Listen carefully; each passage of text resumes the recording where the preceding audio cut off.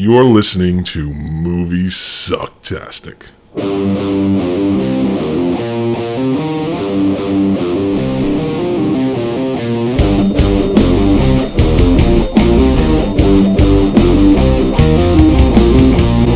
mess with girls in the park!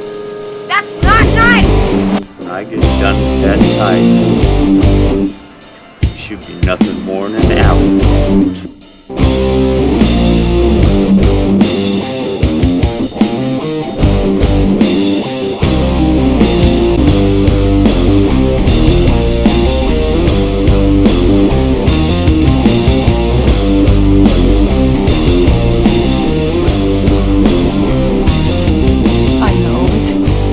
It all sounds like some bad movie.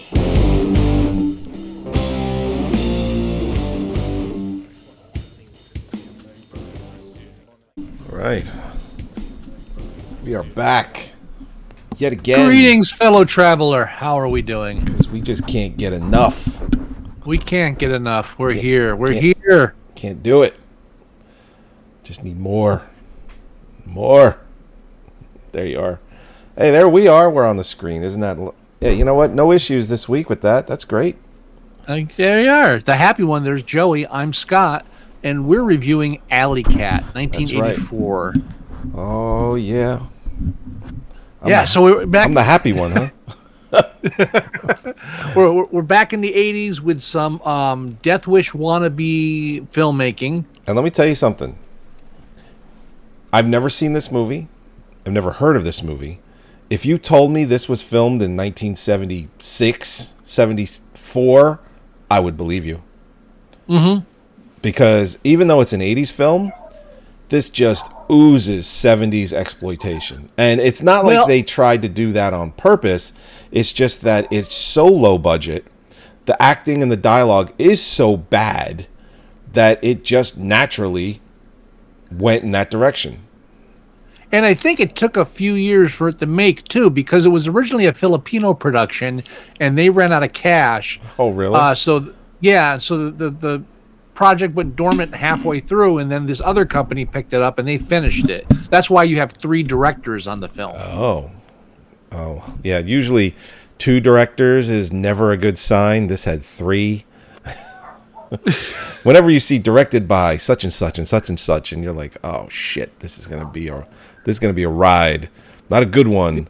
It's gonna be a bad one. Yeah, I remember sitting there, like, I wonder who directed this rape sequence. Yeah, that was Billy. That was Billy. Good work, Billy. George did the other one. He did this one. Sam did the one that's later on in the film next week. Gotta multitask. Gotta. It's the only way you're gonna make it in this business. So you want to walk through this one, Joey? Do I? All I can think of is that somebody said, you know what, Death Wish was good, but there weren't enough tits. Well, you know what, this this film, it Caged Heat. I mean, like, they threw a little of that in here too. You know what I mean? Like they tried to do a little of everything. They did the vigilante thing. They did the female prison thing. They did the the courtroom drama thing. They did the karate action thing. It's like a smorgasbord full of stuff that they did in this movie. So there's this woman, Billy. She lives with her grandparents, and parents. No, they're her grandparents. I thought they were her parents. No, they're her grandparents. Okay, my bad. I mean, she's... No, you're right. Grandparents are really fucking old, dude. No, you're right. I don't know why I thought parents. Okay. You're right. It's grandparents.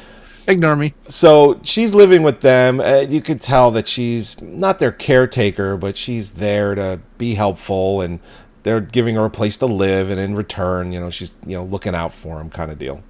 Well, her grandparents are very independent, so they go out for walks, they go to the store, things like that. What? The film opens up with 2 guys stealing her tires. Well, I'm getting to that. Okay. I'm setting it up. I'm setting up Billy living with grandparents.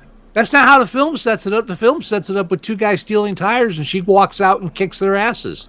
Yeah, and then Grandpa comes out and starts shooting the gun. It's like, what are you doing, Grandpa? They're just trying to take the tires. I I just want to say, based on the first scene alone, before you even get to the film, I guarantee she was contractually obligated not to wear a bra. She didn't wear a bra this entire film. That's what I'm saying. I think it was in her contract. No bras. No bras. None. You're lucky. You'll be lucky if you're wearing clothing. None of that. Sorry. But she does. She's living with her grandparents, and while she's living with her grandparents, see where I'm going? Her car is out back, and they're trying to steal her tires.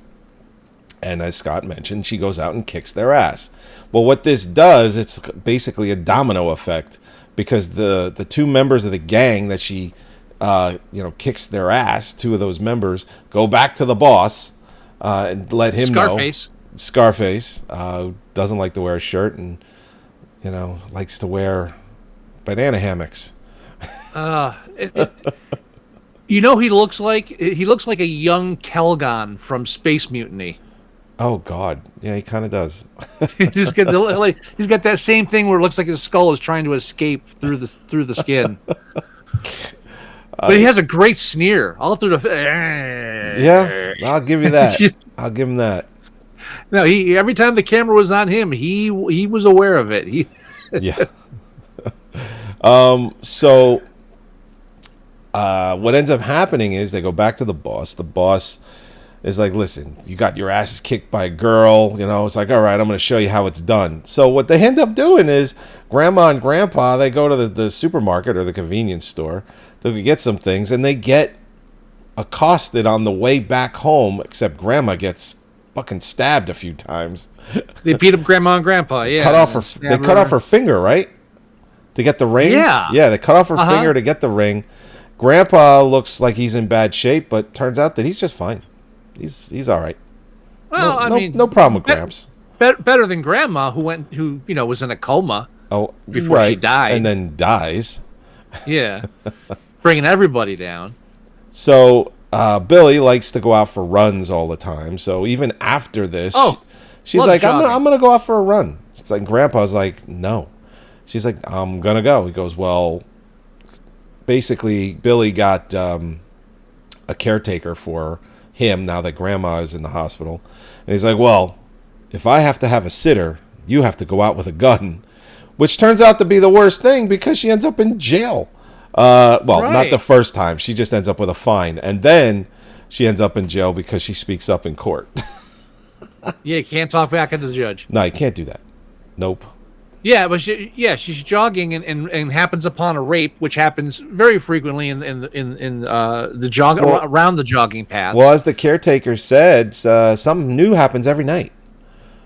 Yeah, all you got to do is jog and you'll find it. Yeah. So she breaks up the rape and uses her and eventually pulls the gun on the guy and holds them at bay until the cops show up.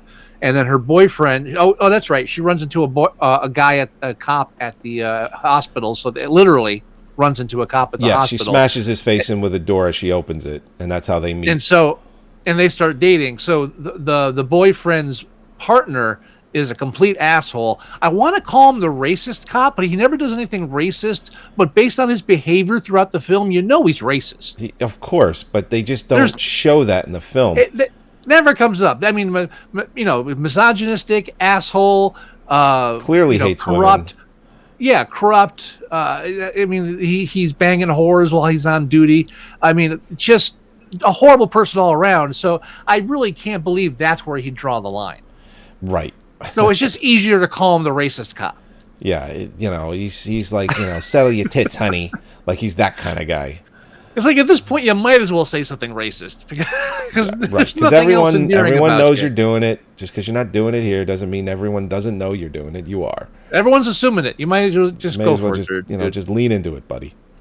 Well, there weren't any black people in the film, really. I don't think so. Yeah, I think you're right. Yeah. Not even in part of the gang members. They didn't have any in there either. Nope. They didn't have any. Nope. Strictly a white cast. Maybe a Latino or two. I'm not sure. Or something. But definitely not 100% white cast. But definitely no black representation. Right.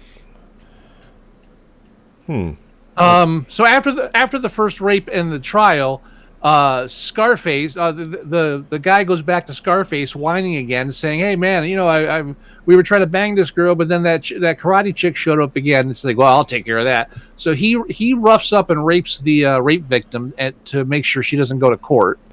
So the case gets thrown out, which is why because they were given a $250 fine, and that's it. Whereas she got a $500 fine and a year of probation. They got a $250 fine in 30 days. So she got up and she's, basically yelled at the judge, and then he threw her in jail, which I don't think they said for how long she was going to be in jail for. Like if he gave her 30 days, a week, 6 months. Yeah, I'm assuming 30 days. Yeah. But I guess even that's not feasible because the boyfriend cop blackmails the judge into releasing her early. Right, by recording their conversation, and says that he's going to release some information about his private life, which was very kinky. Which they don't say what that is, but it was enough for the judge to let her out. It was one of the more disjointed scenes in the film because it's really not clear like how he got this information or anything, and what the information was, and even like how he corners him like with dialogue. Like it didn't make sense to me. At the end, I'm like, all right. I don't even know what he recorded, be honest. A lot of this dialogue, I wouldn't say a lot. I would say all of the dialogue in this film is really fucking bad. Oh, the acting is not good. It's horrible. There isn't a single person in this film that stands out acting-wise. They're all equally bad. Yeah, it's just Now, does that mean I didn't like this film? Oh, of course not. This is right up our alley. As far as if you have a bad movie podcast like we do, this is the movie you look for. This is the movie we show outside on a bad movie night. So I do like how when she gets thrown in jail by the judge or prison, I would say that's where we get one of those maximum security caged heat prisons too. Yeah, I'm saying that's where the caged heat thing you mentioned comes in because we immediately get like a lengthy shower sequence in the tiniest shower I've ever seen. I was just like, wow, they just didn't have the budget to actually go somewhere else, like because they're not shooting in a school because there's nudity. I think that's a real prison. It probably was because they probably couldn't get in like a real gym, for gym showers, but yeah. It might be a real prison. Yeah, it looked realistic to me. I'd say that. And then we even get a little lesbian rape almost sequence. Almost attempted lesbian right, which rape. is interesting because when she tells her, goes, what was her name? Sam. What Sam wants, Sam gets. That was her cellmate. And she had a thing for her because she started getting into a fight when they were playing volleyball. Right. And Sam goes over and says, no, leave her alone. So then, they're back in their cell, and she kind of figures, I did something for you, you can do something for me, like that kind of attitude. Can I brush your hair? Yeah, let me do it. No, it's all right. Do you have a boyfriend? We should be friends. Do you have a boyfriend? Yes, he asked me to marry him. Okay, fine.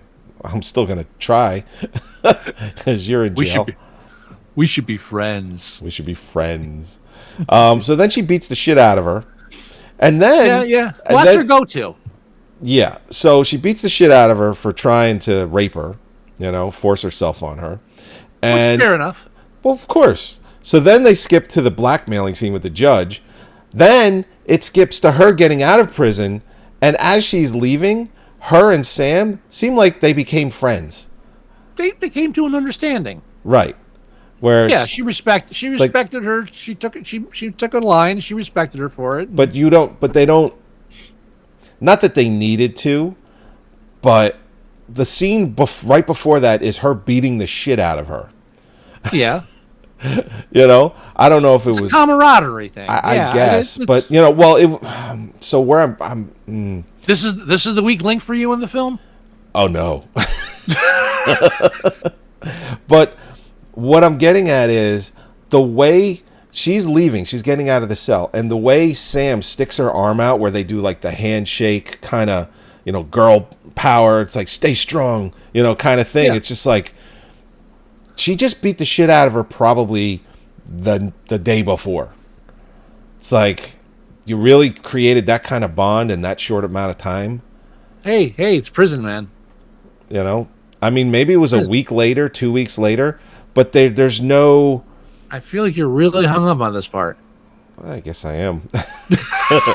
There's no perception of time in between the judge getting blackmailed and letting her out and when she actually does get let out. I don't know. Right. Well, the editing's not top notch. Nothing is top notch. Even the music at times sounds like 70s porno. I will say, I think they had light jazz during one of the scenes. I'm like, who came up with this idea? Oh, there was definitely Waka Chicka in there. Yeah. Oh, yeah. There was definitely 70s porn music. Yeah. Oh, yeah. Nice to Waka Chicka, Waka Chicka. But there was like light jazz at one point, and it wasn't during. Mm-hmm. It wasn't. I don't remember what scene it was during, but it wasn't during a scene where, you know, they're like a romantic or just like a dialogue scene. It wasn't an action scene, but it was definitely out of place, and I just can't place it. I think it was an outside shot. I don't remember, but I remember like light jazz. What the fuck is this? Why? I don't know. So after she gets out of jail, yeah. Then they kind of splinter off. Dad dies, right? Grandpa dies. Doesn't Grandpa die? No, Mom dies. Grandma dies because they again, a very poor progression of time. They just kind of shoot to the funeral. You know, there's like no real updates. Like, Grandma's not doing well. Yeah, she's not really doing well with the wounds. What she received. I'm sorry, but nothing like that. Like the doctor saying, it's like, yeah, we're trying our best. Like nothing. It just goes from, Grandma's in the hospital to, Grandma's dead, and Billy is wearing what looks like a maid's costume. It's like it's a black dress, but it has like white frilly things. It looks like she's ready to dust, furniture and vacuum. That's what it looked like. It's the weird. I'm surprised there wasn't a shot of it. It was just like, what the fuck is she wearing? So the she and the boyfriend kind of split up. He after Grandma dies. Yeah. After Grandma dies, after she gets out of prison. Yeah. Yeah, after they have like a romantic interlude, he kidnaps a prostitute and sweats her for information on Scarface. Right. While she goes and jogs and gets accosted by more rapists. These two were in a car. They abandoned their car to chase her down. It's like you're not even safe running. It's like, okay, I'll stay closer to the road. No, they're jumping out of the cars. It's insane, and she's got to work on her catchphrases. Oh, right. Don't mess with girls in the park. That's not nice. Didn't land. No, it certainly did not. Yeah, it didn't even feel sarcastic. I was just, It needs some better writing there. Just don't mess with us. Yes. So it all culminates in boyfriend being on the beat looking for her because she's out doing her own thing, because after that she goes and beats up a guy at a bar. She does. And then first she beats up two guys at a house at random, and then she goes to the bar and beats up the other guy. Well, it was because the boyfriend went and got information, and she got like a general address, like an area, so she took it upon herself to which, by the way, is kind of a cock block to the boyfriend, because he's like, listen, I'm going to bust all these guys. I'm going to get a promotion. We're going to buy a house. We're going to have some kids. Then I'm going to retire, and we're going to live the life. And she's like, no, I'm just going to do it myself. No. Well, it is her movie, let's be fair. It is her movie, but they did have the dialogue for him saying that stuff. Don't put that shit in there. Come on. What I like about when she goes to the house and beats up the two guys, and the one guy escapes, the same one from the previous rape, the ongoing guy. Yes, they recycle gang members. They don't have that throughout many this. actors. No. Yeah. Low budget movie. After that, when she goes to the bar, and then she beats up this guy, but then other people jump in, and then she interrogates the bartender. Yes. And I was like, "What? What happened to the guy you initially attacked? Wouldn't he have this information?" She's like, "He comes in here with friends. Where are they? How would he know?" That was a weird switch there. I was like, what happened to the guy with the grayed sideburns? What the fuck? On the screen right now. It's always funny, like how often we do that, or I should say, you do that, where you're talking about something and it's right on the screen in the slideshow. That's because I'm physic. I want to say I believe that. I do. There he is. So then the big climax is she dresses up like an old person, but then like the sky and hoping that they'll attack an old person, and meanwhile the minute they see her, like the minute they see her, that's her. That's her. Yep. That's her. So, I don't even like. She could have just like walked down the street looking for her. It was a weird. I give a little credit for that. It was a weird thing to put in there. Have her go through the trouble of that, and then there's like, yep, that's her. Let's get her. Can't fool us. And the only other cool the other thing that's kind of funny, probably wasn't intentionally funny though, is so they chase her with the car. She runs into an abandoned building. They follow her in an abandoned building. She knocks down Mustache, the guy that's been from the original rapes. Right. Down on who, by the way, when he picks up Scarface, the lead, and he's like, I've been honking for 30 minutes, and he's like, and he starts yelling at basically his boss. I'm like, you're yelling at your, like earlier when they go to talk to him about getting beat up by the girl, they were afraid of him. Then he goes to pick him up, and he's like a tough guy. like what the fuck? Well, the car gives you strength, I guess.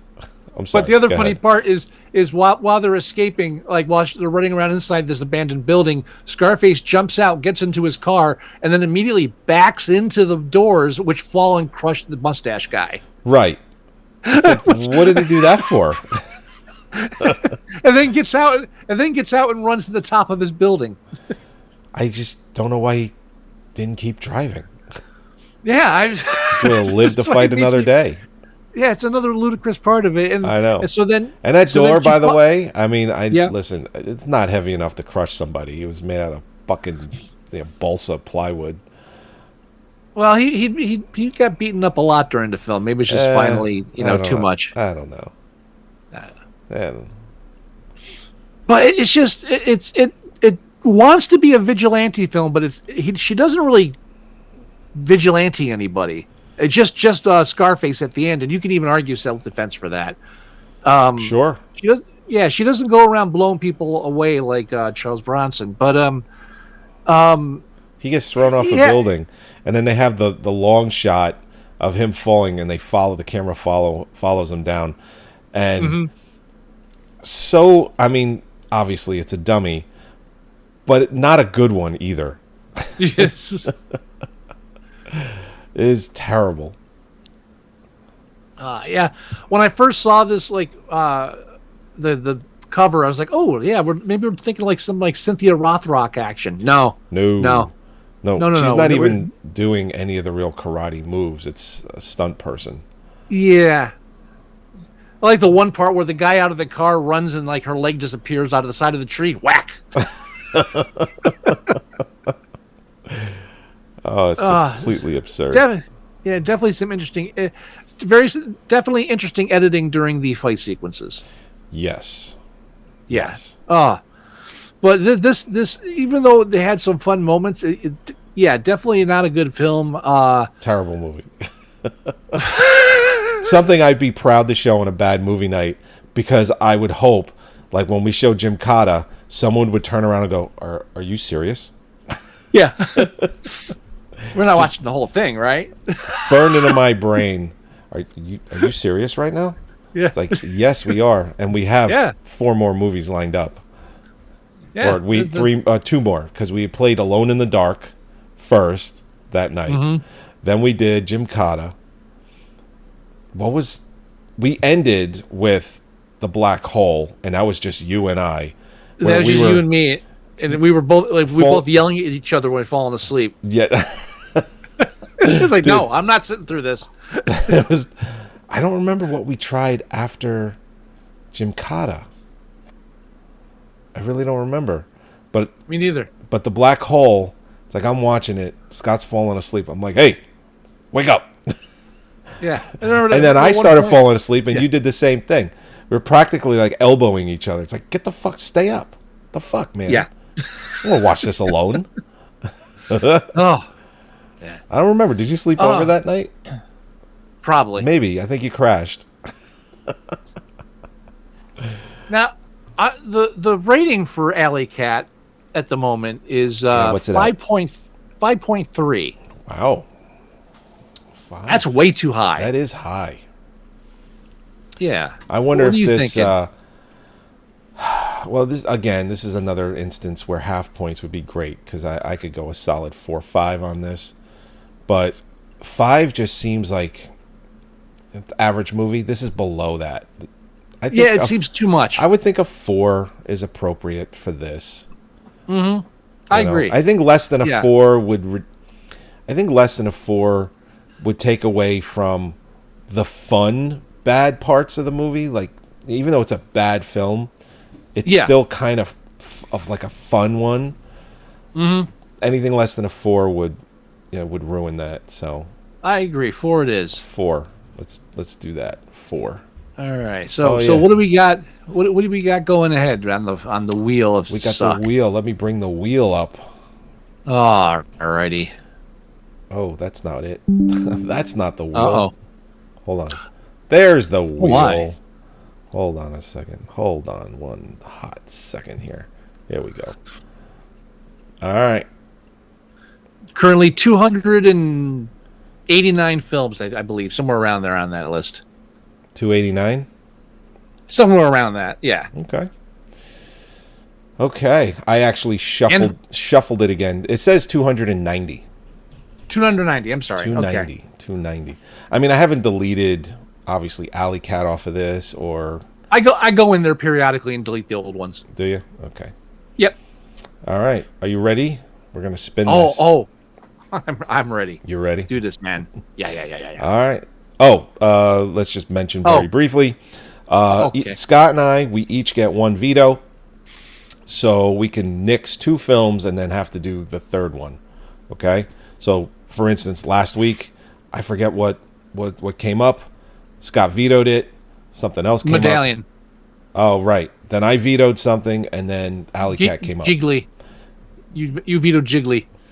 That was last week? I don't remember if that was last week. Yeah. Anyway, we each get a veto, and then if we do both use the veto, the third film we have to do. Mm-hmm. All right, here we go. All right, big money. This music's terrible. No man. Big money. Big money. No whammies. No whammies. The Instructor. The Instructor. Wait, is that the one with Jackie Chan? The Instructor. The Instructor. What's The Instructor?